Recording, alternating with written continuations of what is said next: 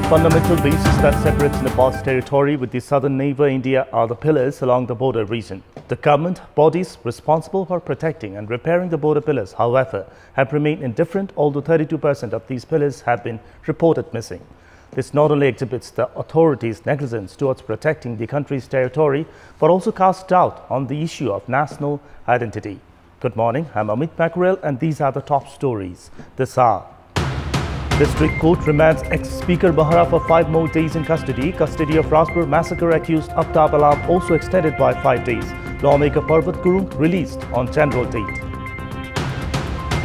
As many as 32% of border pillars along Nepal-India border disappears without the knowledge of concerned authorities. Government appears indifferent towards safeguarding national territory.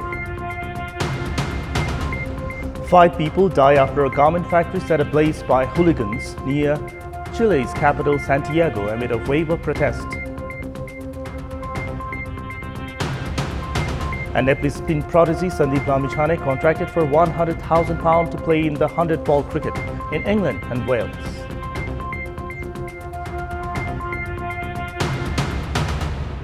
Let's begin with the national political updates.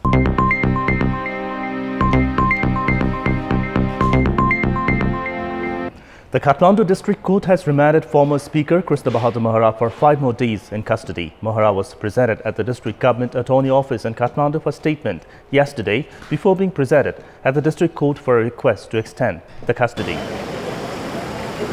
Mahara was arrested on charges of attempted rape on female staff at the Parliament Secretariat, Rosani Sai, on 6th of October. A single bench of Judge Baburam Subedi issued the ruling to carry out further investigation into the case. The ex-speaker was remanded for 13 days by the court after being taken into custody. The police had produced Mahara at the court earlier this Tuesday after 10 days in custody, as the court remained closed for the Dasai festival. Although the court had ordered to complete the task of taking the statement within 3 days after the office reopened, Mahara had been refusing to visit the government's attorney office, citing health-related issues.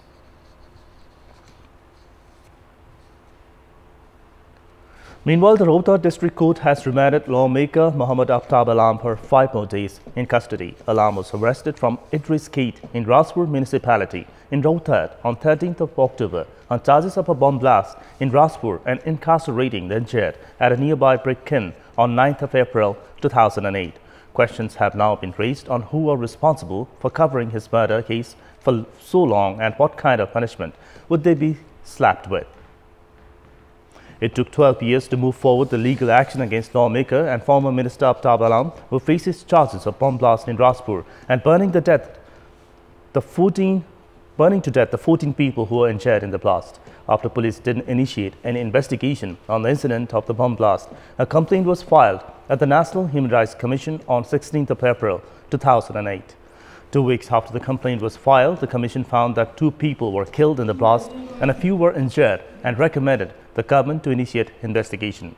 However, let alone moving forward any investigation in this regard, it has been revealed that the police had played a role to entirely conceal the massacre by informing the commission that the incident never took place. Although late, Aftab Alam, who happens to be a lawmaker from the main opposition Nepali Congress, has been arrested and is undergoing prosecution for the alleged heinous crime. Although it is yet to be seen whether the individuals holding powerful public positions as such would actually be punished. Pillars are the fundamental basis that separates the borders of Nepal and its southern neighbor, India. However, 32% of such pillars have disappeared at the border region. What is more ironical is that government does not even have any idea about the condition of the remaining border pillars.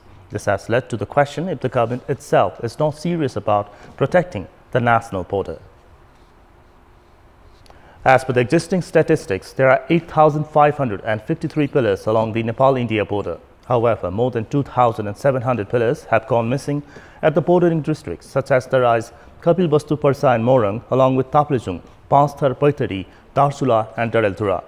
According to the Home Ministry, it has inspected 8,057 border pillars since the past 6 years and undergone renovation of only around 3,700 of them so far.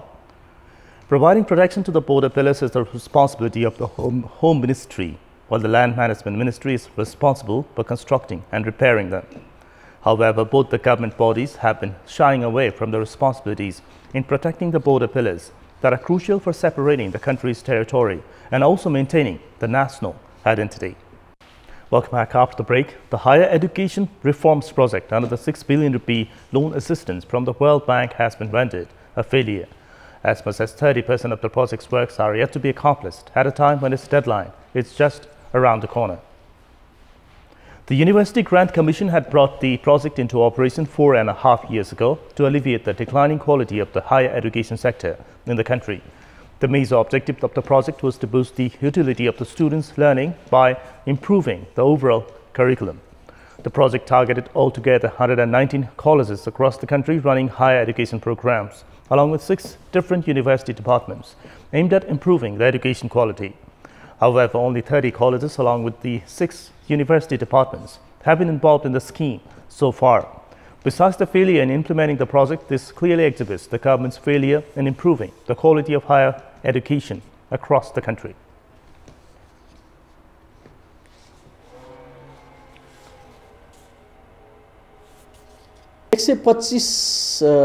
लाई क्युए को प्रमाणपत्र दिनको लागि अहिलेको स्थितिमा असम्भव छ किनभने त्यो खालको क्याम्पसहरुको तयारी नै छैन। रिफर्ममा आउनुस् हामी सहयोग गर्छौं, सम्पूर्ण रिफर्ममा हामी लागेका छौं भन्दाखेरि पनि उहाँहरु तयार नहुनु के हो? अचम्म हैन यो गुणस्तर प्रति चाहिँ वास्तवमा गम्भीर नभएको भनेको त प्रष्ट देखियो नि यहाँ। Every college involved in the project is provided with 30 billion rupees of grant and 30,000 rupees per student for the master's degree. However, a majority of the colleges did not even show interest towards the project. As a result, the Commission has drawn widespread criticism of randomly implementing the project without due preparation. Facilitate गरेको छ त्यो सबै document हुनु पर्यो के तपाईको। अब conference त हामी गरेर हुन्छ, सबै कुरा गरेर हुन्छ, त्यो चाहिँ कहिले गर्यो, कसरी गर्यो, कुन वेमा गर्यो, कति खर्च गर्यो, सबै नट ओन्ली हामीले चाहिँ डकुमेन्ट भन्दाखेरि जनरली मान्छेले अकाउन्टको मात्र सम्झिन्छ कि। This is the third time that a national level project has been implemented in the pretext of improving the quality of higher education in the country.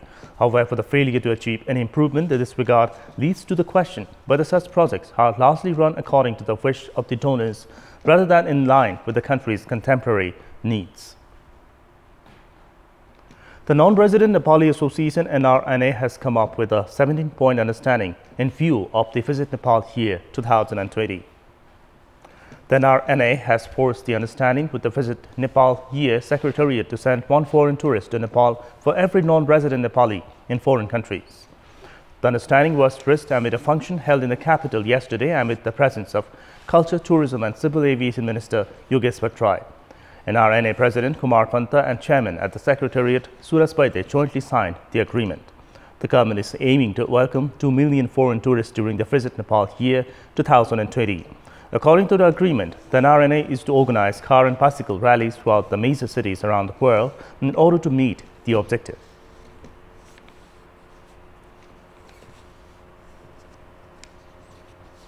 यसको निम्ति गइरहेको नेपालीहरूले के गर्न सक्छन्, गइरहेको नेपालको राज्यसँग कसरी मिलेर काम गर्न सकिन्छ भनेर विस्तृत खोजी गर्न आजको आवश्यकता हो। पर्यटन मन्त्रालयसँग विभिन्न यो टुरिज्म नेपालमा बढाउनको निम्ति हामीले के गर्न सक्छौं त्यस बारेमा हामी छुट्टै छलफल गरेर एउटा निष्कर्षमा पुग्नको निम्ति गइरहेको नेपालीहरू हामीहरू तयार छौं। The agreement also includes that the NRNA would visit Nepal Year 2020 stickers on every vehicle of the association's members and extend invitations to its all stakeholder organizations and individuals. Government and private institutions collect more than 120 million rupees annually from tourists visiting the Annapurna conservation area. However, these institutions have not been able to provide even basic facilities to these tourists.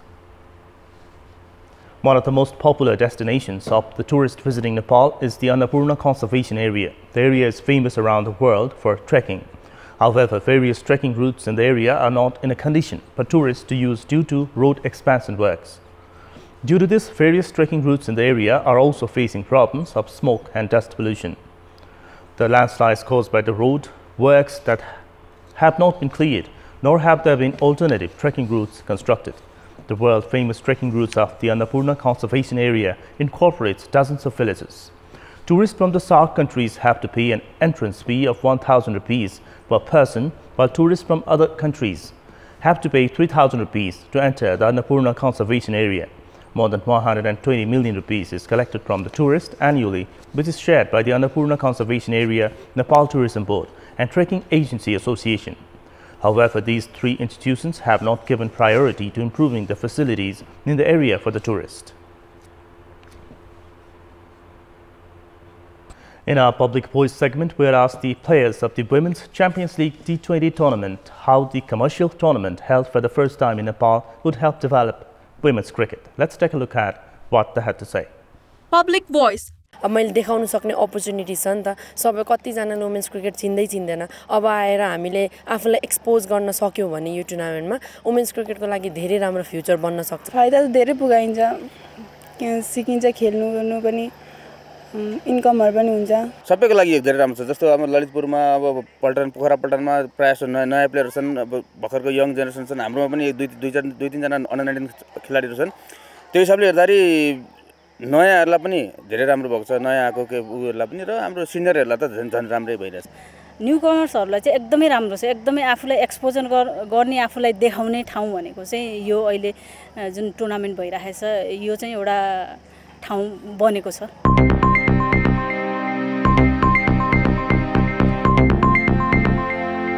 It's time now for our segment Public Pulse, where you text us with your opinion. Public Pulse. And the question is, what's your take on the need to deploy security personnel for the protection of parks? And options are A, irresponsible public, B, accountability towards public property. The voting is on. Type in AWS, select your option A or B and send it to 34001 to share your opinion with us. Now the sports update. Sports news.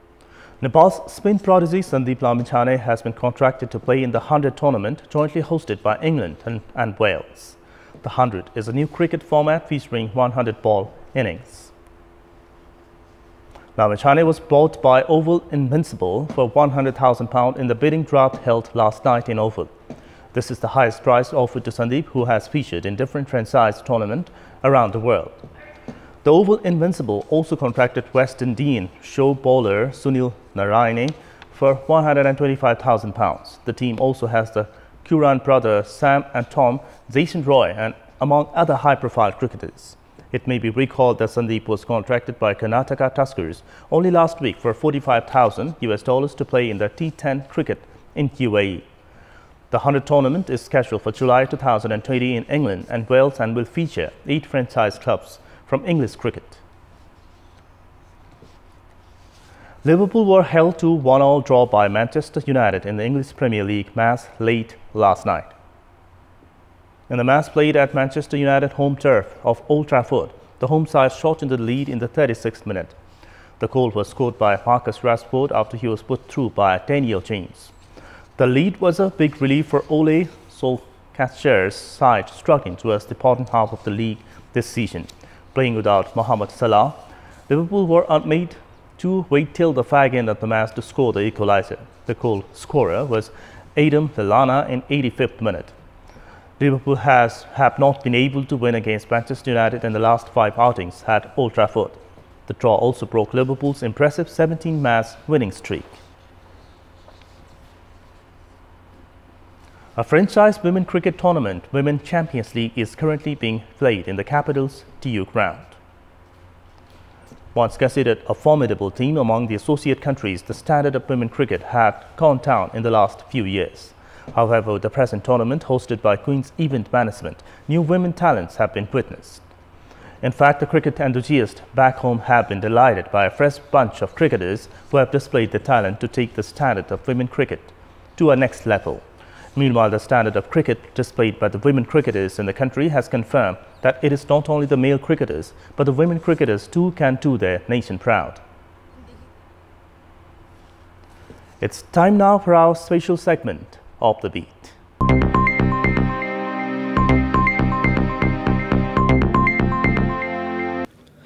Bada Kazi Amar Singh Thapa had built the Amargadi fort to fight against the British Army in the Kumaon Garhwal War some 250 years ago.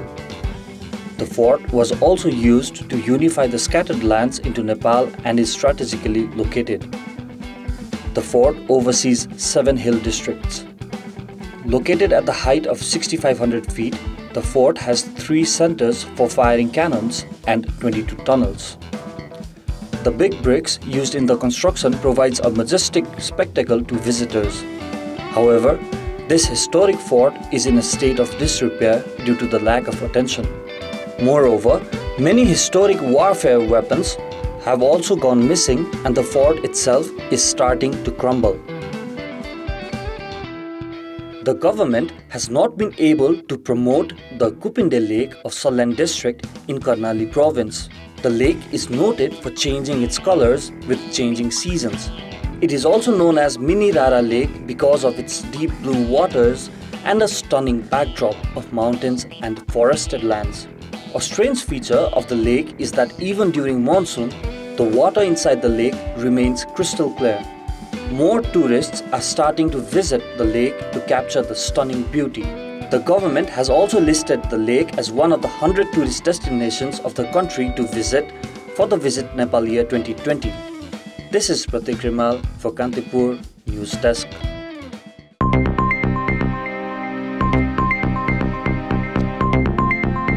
And that's all for this hour. Keep watching Kantipur Television SD for more news and entertainment. Have a good day.